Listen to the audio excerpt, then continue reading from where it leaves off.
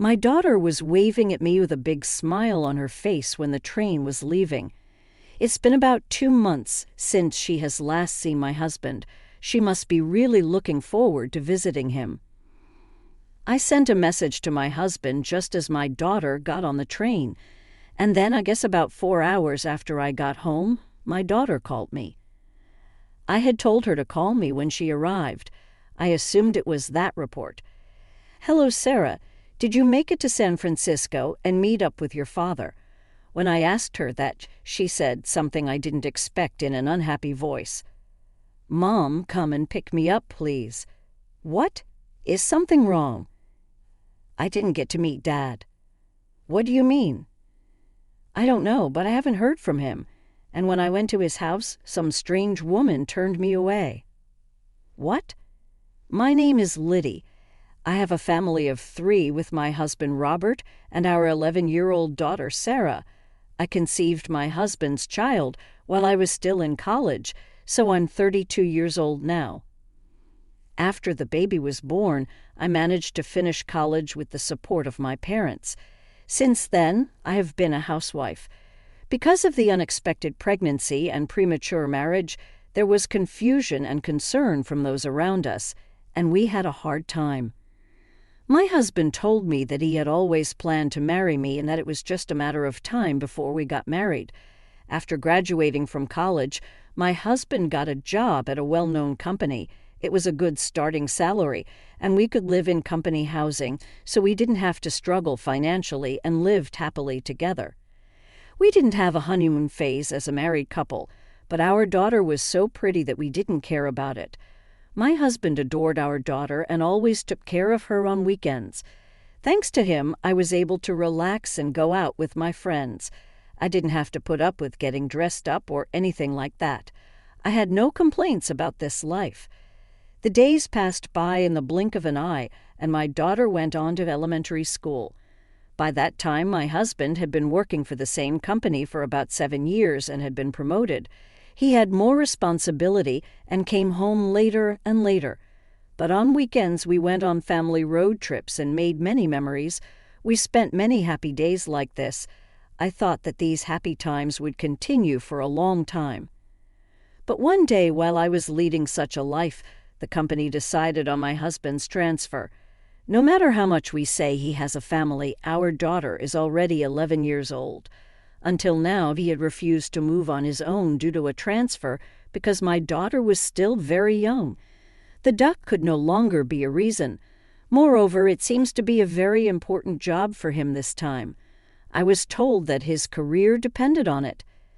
The company my husband works for is a big company, so there are plenty of replacements for him.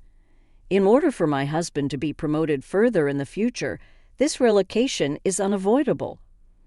My daughter will be going on to junior high school and high school. Of course, I want her to go to college, and the tuition and other expenses will come with that. So I had to admit his transfer this time and hope that it would help him get ahead in his career. I was told that the assignment would be for about 6 months. Well, 6 months is all right, I thought. However, my daughter loved my husband very much, so she was a little worried about being away from her father.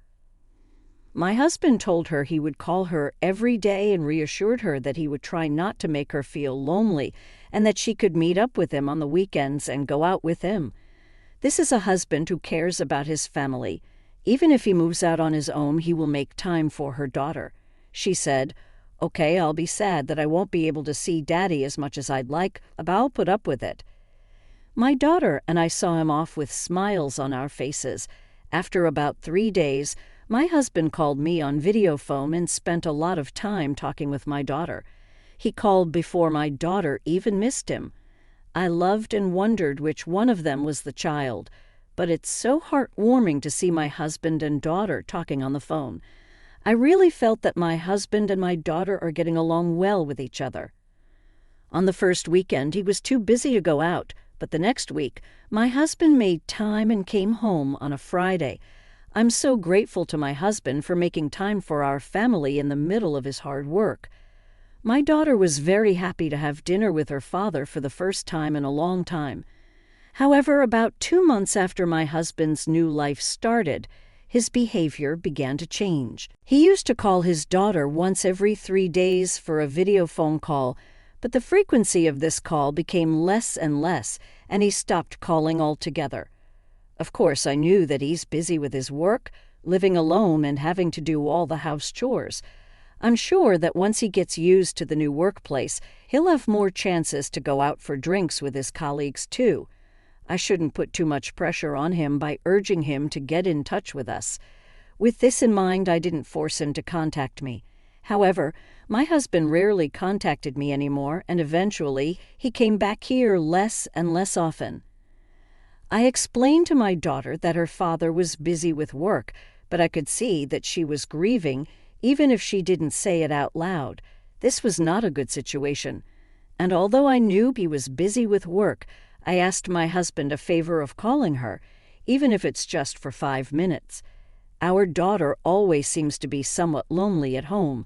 My husband apologized. "Oh, I'm sorry, but he didn't call Sarah. Soon it will be her birthday, this coming Saturday. Maybe he will come home to surprise us. That's what I was hoping for." She also said, "Maybe Daddy will come home."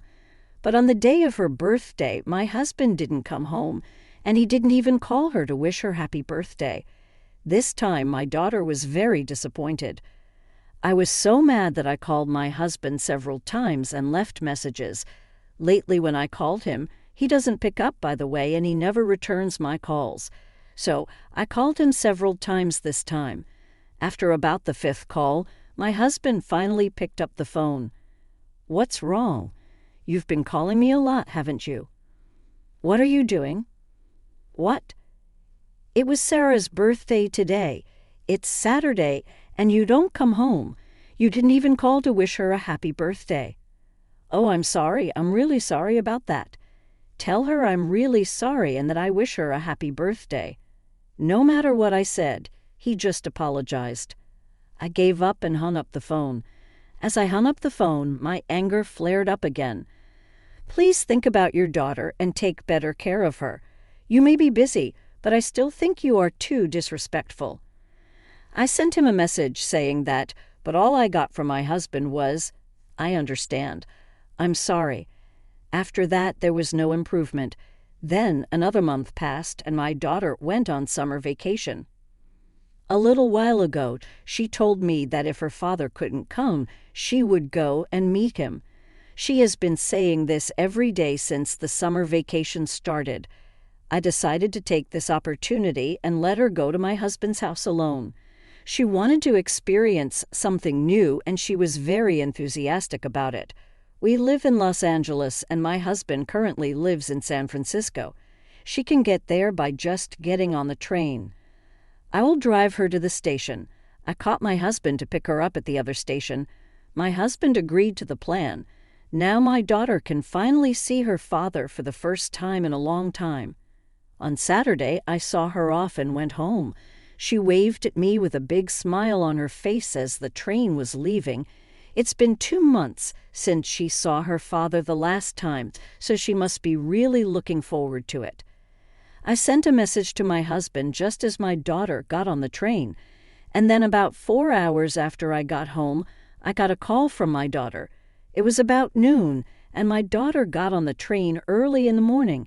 She must have already met up with my husband and had lunch before calling me. I had told my daughter to call me when she arrived over there. I assumed she was calling to let me know that. "Hello, Sarah, did you make it to San Francisco and meet up with your father?" When I asked her that, she made an unexpected comment in an unhappy voice. "Mom, pick me up right now, please." "What? What's wrong?" "I didn't see Daddy." "What do you mean?" "I don't know, but I haven't heard from him, and when I went to his house, some strange woman turned me away." "What? What did she just say?" "No, first of all, I have to pick up my daughter as soon as possible. Where are you?"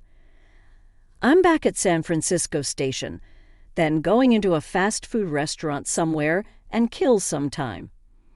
So I got into the car and headed for the station. There I hurriedly bought a ticket and got on the train to San Francisco. When I finally arrived, my daughter looked at me and was about to cry. We went to a cafe near the station. She was depressed, so I ordered pancakes, which are famous in this area. When the pancakes came out, my daughter's face lit up a little. She seemed to enjoy the pancakes and looked a little calmer. Then I asked her what happened. According to her story, she couldn't get in touch with my husband at all when she arrived at San Francisco Station. She waited for about 30 minutes and he didn't show up. So she decided to take a drastic action and go to his home by herself. Well, I had given her my husband's home address in case something happened. She's a Gen Z girl who uses her smartphone more than I do, so she was able to find her way there in no time with a map. She got on the train and went to my husband's house, and when she rang the doorbell, a woman's voice answered. "Who are you?" My daughter was surprised, but she managed to say, "I'm here to see my dad." That woman told my daughter to go home and not to see Daddy because she is in the way. In the end, the woman hung up without even opening the door of the apartment, so my daughter went back to San Francisco Station. I was so angry that I couldn't help myself anymore. "If she told you not to see your daddy, then let's do that." I said that, took my daughter home, and immediately started preparing to move out. When I explained the situation to my parents, they were furious. They said they would do whatever they could do to help. For the time being, my parents let us temporarily live with them until I found a job. My husband called me and said, "I didn't see Sarah at the station." Did something happen? I guess his adulterous woman didn't tell my husband that she turned his daughter away. No, because there was no word from my husband on my daughter's phone when I went to pick her up. I doubt my husband even went to the station. I was dumbfounded and decided to let it slide. Anyway, Sarah got sick on the way there and had to turn around. I replied that I had just finished at the hospital and that I was sorry I couldn't call him. My husband replied, "I see, I understand." I ended the exchange by replying that I would call again if anything else happened. I was pissed off because it was so obvious that he was just pretending to be worried about me. Well, this car is going to hell, so I'll leave him alone for now. After that, I was ready to punish my husband. I first sent his belongings to his address. Then I received the results of the investigation I had ordered from the detective agency available. I sent the proof of the affair along with a content-certified letter to my husband's workplace. A few days later, everything must have arrived. My husband called me like a demon. "Oh, hey, what are you doing?" "Huh. What? I just thought I'll let you all know what you've been up to." "You gotta be kidding me. We're in the middle of a big problem here." "Of course it is. That's what I was trying to do. And I can't believe you're sending me my belongings to here. I don't need your stuff, and I don't pay rent anymore." "What?" "Sarah, and I moved out of that apartment." "Oh, you left that rental apartment. When did you leave?" "About a month ago." "What? Then no one lived there for a month, and we still had to pay the rent." "Well, that's true, but it's in your name, so it's none of my business." "No, you're about to be 2 months behind on your rent, and you're about to get evicted. Is that why I've been getting calls from an unknown number lately?" "I mean, we'll be in trouble if we lose that apartment. Why don't you just continue to live in San Francisco? You send a content-certified letter to the company. I'm in big trouble because they found out about my affair. They're going to call a replacement from headquarters right now and move me back to Los Angeles. So if you send me all this stuff, it would be hard for me to go back to Los Angeles, and it's even worse that I don't have a home there." I almost laughed because the plan worked better than I thought it would, but then I calmed my happy mood and said, "You've hurt Sarah and me so much that you're going to have to pay the price, and it's not over yet. I'm going to demand the divorce, and I'm going to demand alimony and child support." "Oh no." "Let's just go through the lawyers and get this over with." I said that and hung up the phone. After that, I hired a lawyer and everything proceeded as I had declared. The divorce was finalized without incident, and alimony was claimed against my ex-husband and the adulterer. I also asked for child support from my ex-husband. My ex-husband had the unprecedented incident of returning from a transfer because of the affair. He became the target of laughter within the company. Female employees gave him a mean look. Of course, he can no longer expect to get promoted in the company, but he can't quit because he has to pay alimony and child support. He must feel ashamed of himself. My daughter has become disillusioned with my husband, and when he apologized and said he wanted to see her, she refused to see him. He really deserves it. I was able to find a job and my daughter, and I now live together happily in an apartment. I'm going to work hard to support her and watch her grow up.